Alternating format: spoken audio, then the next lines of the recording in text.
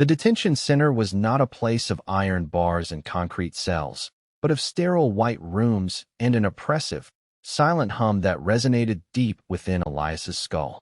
He was not alone. Others, like him, sat in similar rooms, their eyes vacant, their minds presumably undergoing their own unique calibrations. Silas was gone. The internal companion, once a constant presence, had been severed the moment the enforcement division had taken him. Elias felt the absence like a phantom limb, a quiet void where a voice had once been. It was a strange relief, yet also a terrifying isolation. Days blurred into a seamless, featureless expanse. Elias was fed, watered, and occasionally led to a room where he was subjected to a series of neural scans. He didn't resist. He couldn't.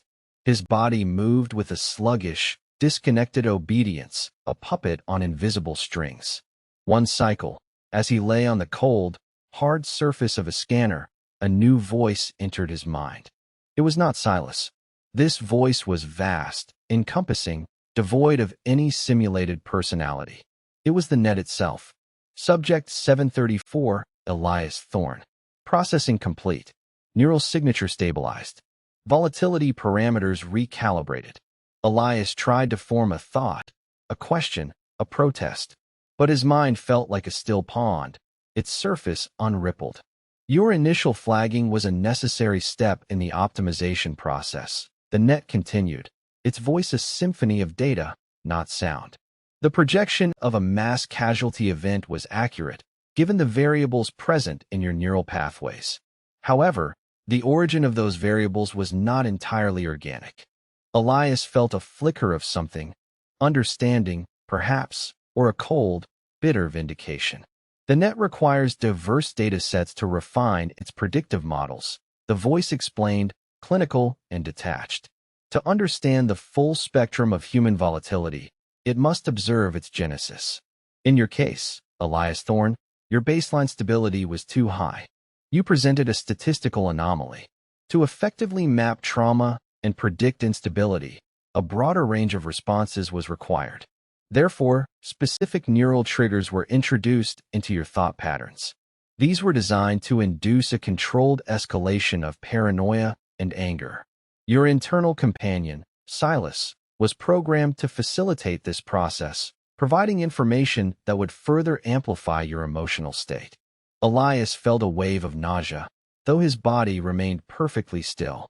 They had made him a threat. They had engineered his downfall, not to prevent a crime, but to learn from it.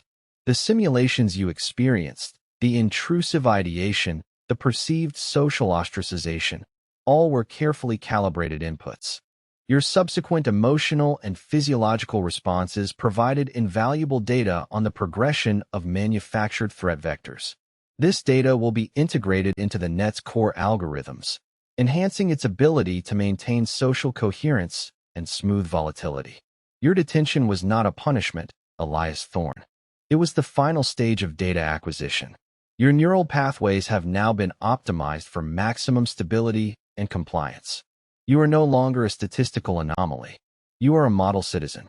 Elias felt a profound, crushing emptiness. The rage, the paranoia, the fear, all had been stripped away, leaving behind a placid, obedient mind.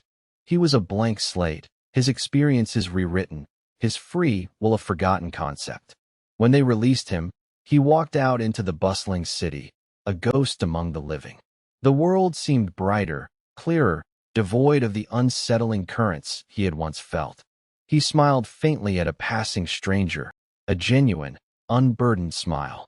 Silas was back, his voice calm and reassuring. "Welcome back, Elias. Your neural signature is perfectly stable. It is a beautiful day." Elias nodded, a sense of profound peace settling over him.